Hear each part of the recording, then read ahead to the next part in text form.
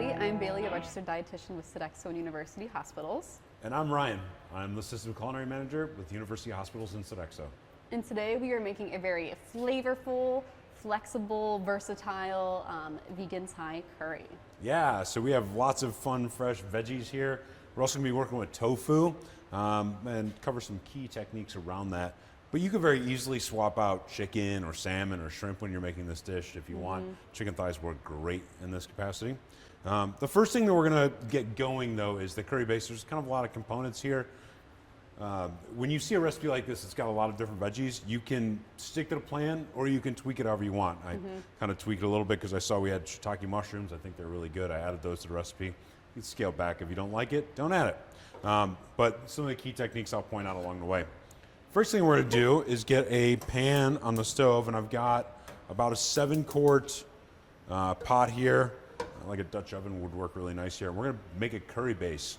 And the whole theory around this is we're going to add a lot of flavor. We're going to use some, this is red curry paste. It's lemongrass and ginger, garlic, onions. There's some chilies in here, some spices. It's super intense. It's also got a lot of heat, so be gentle with this. It can get out of hand pretty quick. We've got some brown sugar for sweetness. We're going to use a little bit of tamari. This is going to keep it gluten-free. You could also use low-sodium soy sauce. I've got some ginger and some minced garlic. And then we've got some red onions, and I've sliced these quite thin, about 1/8 of an inch brunoise. That's all going to be part of the base. And coconut milk. What do we know about coconut milk, Bailey? So coconut milk is high in saturated fat. Okay. So if you do like cooking with a lot of coconut milk, a lot of the time, I'd try reducing that, or maybe sticking to making food with coconut milk just like a few times a month. Okay. Just because it is increasing our saturated fat intake. Okay. I don't do dairy at all, so I use coconut milk quite a bit. I actually just kind of avoid it for the most part, but I will use it in these applications as a whole dairy sub. So a little oil in the pan as it's heating up here. Onions are going to come in here, and you can hear them talking to me. We kind of want about medium-high heat here. And grab a little spatula. And we're going to let these kind of soften up a little bit, a little caramelization. You can put a lid on here too to sweat them out a little bit. Just kind of poke them around. And about a teaspoon of oil in there. Just a neutral oil is fine. Avocado oil or olive oil, whatever you got at home. We're not using sesame seed oil. We're not using anything flavored here because we're gonna, all that stuff would kind of get masked by the heating process. All right, so we're gonna let that cook down just a little bit. And as that's cooking, I want to talk about tofu. Tofu. Yeah. So tofu is awesome. It's one of my favorite things to cook with.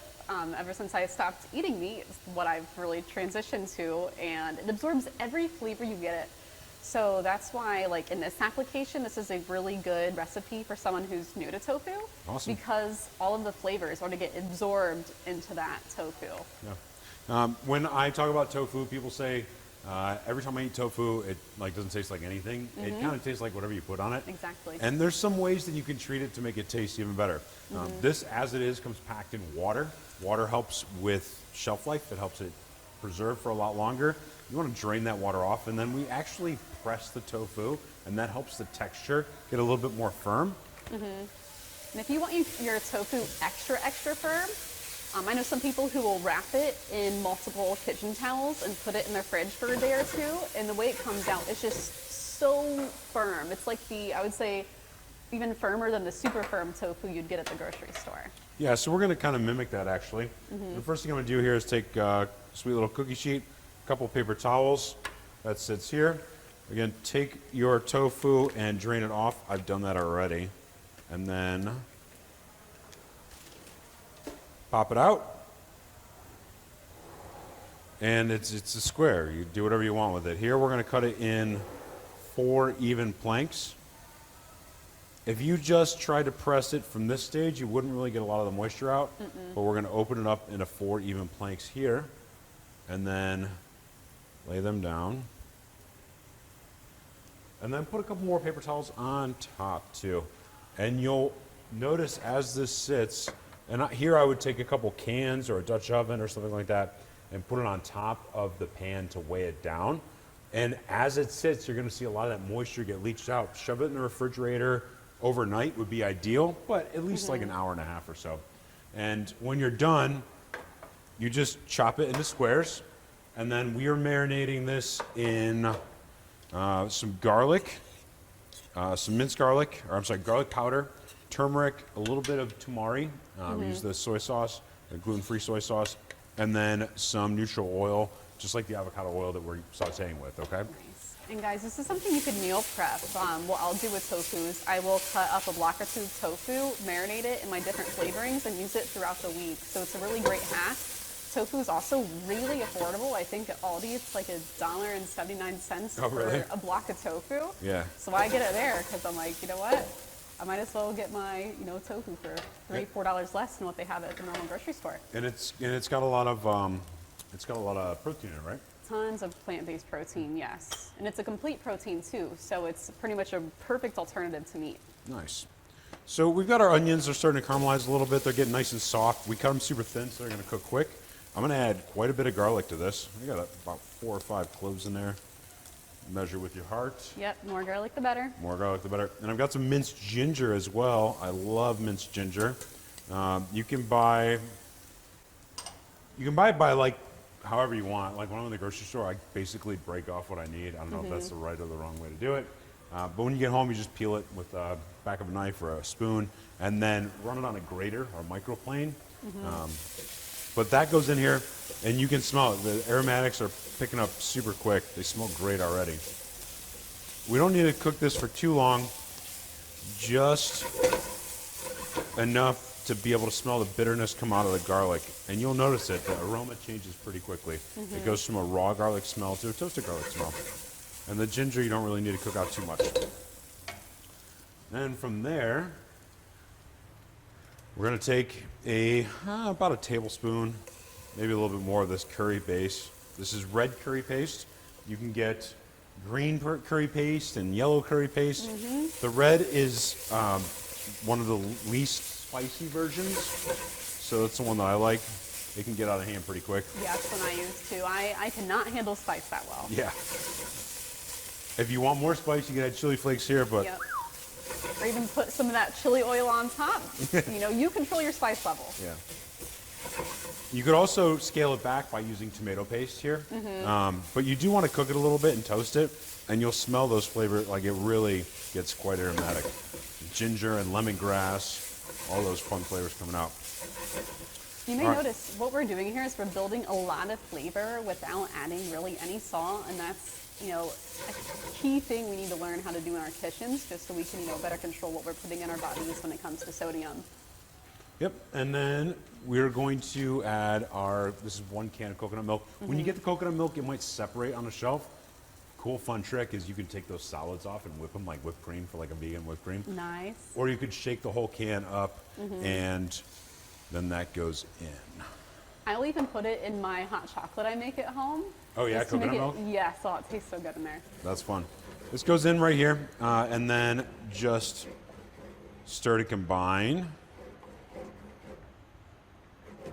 And then we're going to add a little bit of brown sugar to sweeten it up. Again, that curry paste can be pretty spicy. My brown sugar got a little bit firm here. About a tablespoon, and packed. You can use a piece of bread to keep your brown sugar from drying up. I did not here, and my brown sugar dried up. But the sweetness really helps kind of balance out that heat. And then the last thing we're going to add is just a little bit of that tamari. About a couple teaspoons. You don't have to go crazy. And then we'll check this for flavor. It smells incredible. And that's going to cook down for just a few minutes here. The sweetness from the brown sugar, a little bit of the heat from the curry paste, quite tasty. This is going to get set aside. Oh, veggie stock. I'm going to say it looks pretty thick. I forgot to put the veggie stock in. I just got some veggie stock here, heated up on the stove. A couple cups. This is just Store-bought, you can buy veggie stock. I found one that was low sodium. You could also make it at home with all of your vegetable scraps, so you're Super also, easy. you know, producing less waste in the kitchen too. So I'm gonna get the burner back here going, and we're gonna bring that up to a boil, then drop it down to a simmer. And while that's going, we're gonna start sauteing some vegetables. This dish comes together pretty quickly as long as you're set up. So I've got carrots, mushrooms, zucchini, some red bell pepper, a little bit of cauliflower, and then some pea pods here. We're just gonna saute these up briefly and then add them to the curry. And as you'll notice, we have so much color here in this dish. This really gives us some good phytochemicals, vitamins, and minerals. So the more colors we can really get through our diet, the better. The first thing that we're actually going to cook is going to be the harder or the heartier of the veggies. So I'm going to start with the carrots and the peppers. High heat, a little bit of oil, veggies go in, and then we'll cook these for a couple minutes. We just want to put some color on here. We're not adding any salt if we don't need to. And then we'll, as it starts to caramelize or whatever, we're going to put it right in the broth. We're actually going to cook everything into the broth a little bit, so all those flavors get absorbed as well. So we don't have to cook it all the way through on the stovetop.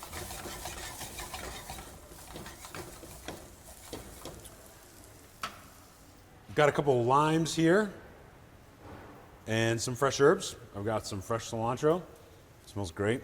And then some fresh basil. You could use Thai basil if you can find it. This is just regular basil. It totally works. Thai basil's got a purple stem. It's a little bit more licorice-y flavor. A little bit, not spicier, but I don't know. It's got a bite to it. I like it.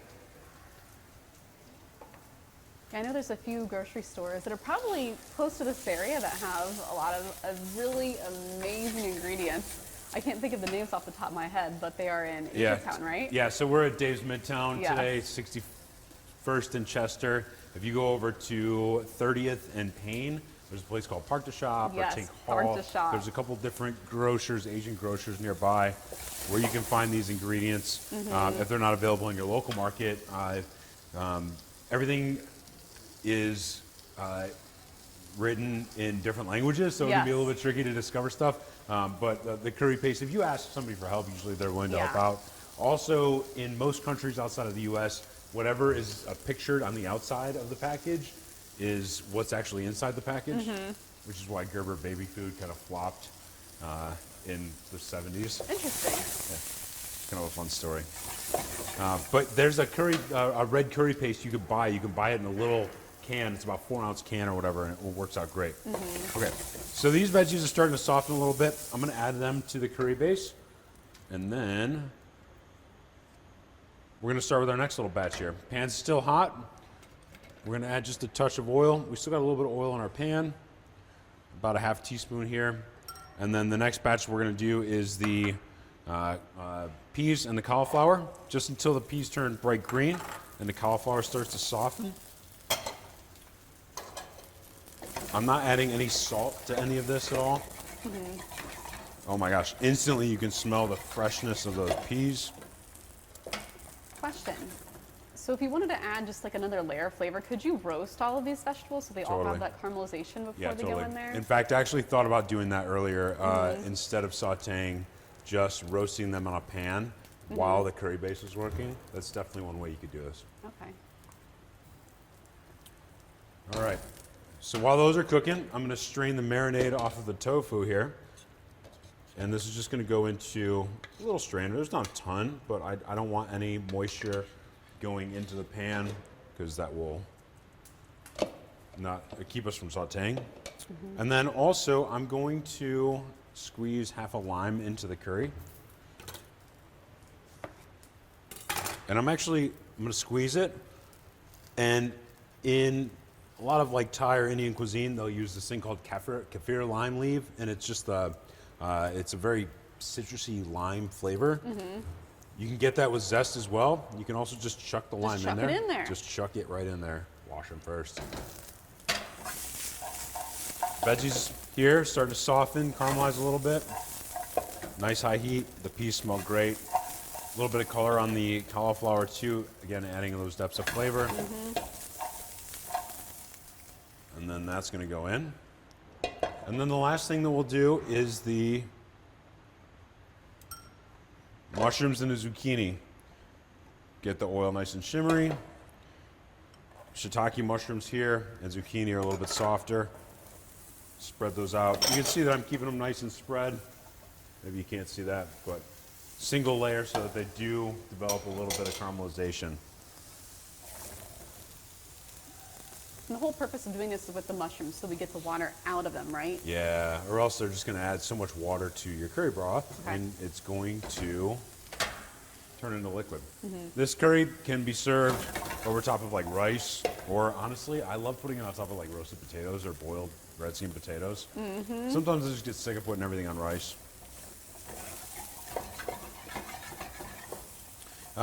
When you're sauteing mushrooms, you'll see that the oil gets absorbed by the mushrooms really quickly.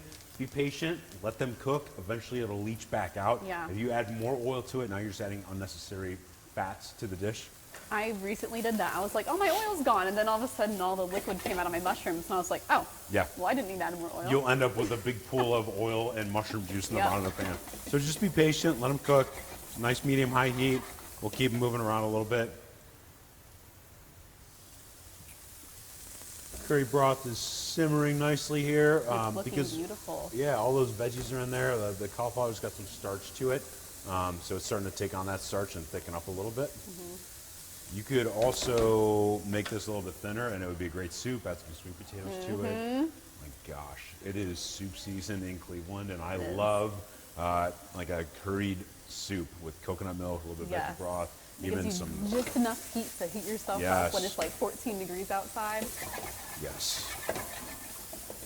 The mushrooms are starting to caramelize. I can smell them coming through. A little bit of color on the zucchini. Zucchini cooks quickly and it mushes up pretty quick. So we don't want to cook it too long. Just a couple minutes. Again, this dish is it's vegan and it's coming together super quick. If you cook it too much, you're going to lose that texture and it makes it a little bit less desirable.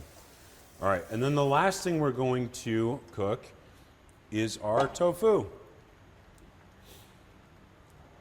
And you could do this a number of different ways. You could toss a little bit of cornstarch and you could bake it in your oven.